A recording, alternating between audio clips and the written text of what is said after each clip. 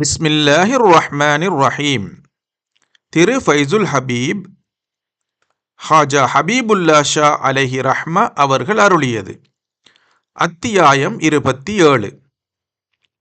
ஹஸ்ரத் ஹுதுவத்துல் அப்ரார் ஹாஜா உபைதுல்லா அஹ்ரார் ரஹ்மத்துல்லாஹி அலைஹி அவர்கள் தம் இஸ்திகால் எனும் நூலிலே எழுதியிருப்பதாவது: நபிகள் நாயகம் ஸல்லல்லாஹு அலைஹி வஸல்லம் அவர்கள் மகாமுன் லீ அல்லாஹ் என்ற அந்தஸ்திலே ஜிப்ரீல் அலைஹிஸ்ஸலாம் அவர்களின் இடை உதவியில்லாமல் நேரடியாக அல்லாஹ்விடமிருந்து கிரகிக்கப் பெற்ற தௌஹீதின் இரகசியங்களையும் விலாயத்தின் மர்த்தபாக்களையும் காப்பாற்றி வைக்கும்படி கட்டளையிடப்பட்டிருந்தார்கள்.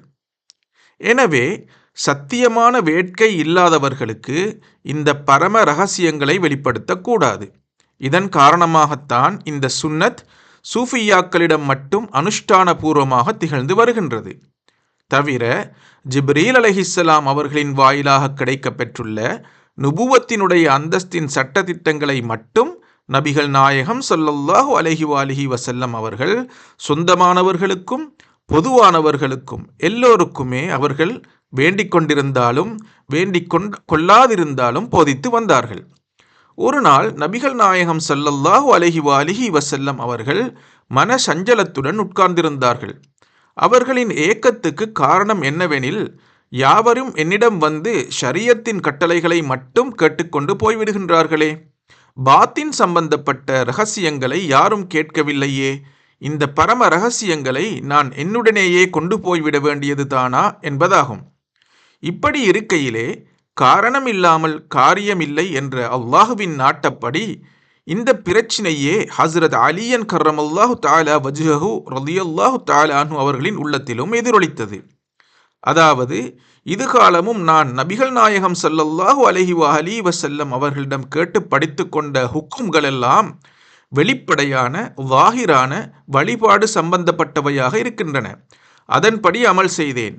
ஆனால் நான் பாத்தின் எனும் அந்தரங்கம் பற்றி ஏதும் தெரியாதவனாக இருக்கின்றேனே என்று கவலைப்படலானார்கள்.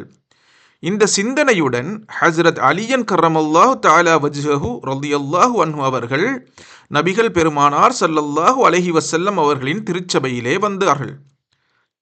அப்போது பாத்தினான ரப்புடைய சிர்றுகளை பற்றி உபதேசிக்கும்படி அலியன் கர்ரமல்லாஹு தஆலா வஜ்ஹஹு ரலியல்லாஹு தஆலா அன்ஹு அவர்கள் நபிகள் நாயகம் ஸல்லல்லாஹு அலைஹி வஸல்லம் அவர்களிடம் கேட்டுக்கொண்டார்கள்.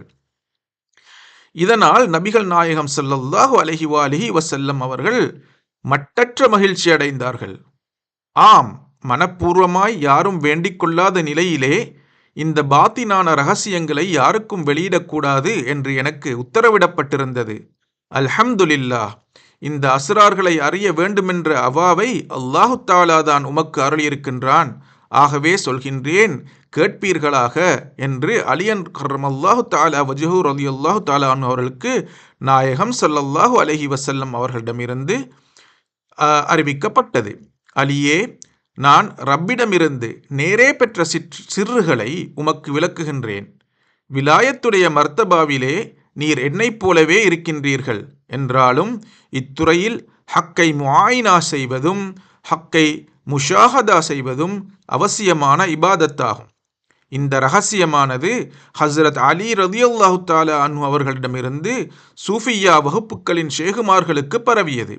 அல் உலமாஉ வரசத்துல் அன்பியா, ஆலிம்கள் நபிமார்களின் வாரிசுகளாவார்கள் என்ற நபிமொழியிலே உலமா என்பது கண்ணியமிக்க இந்த பெரியார்களையே குறிக்கின்றது.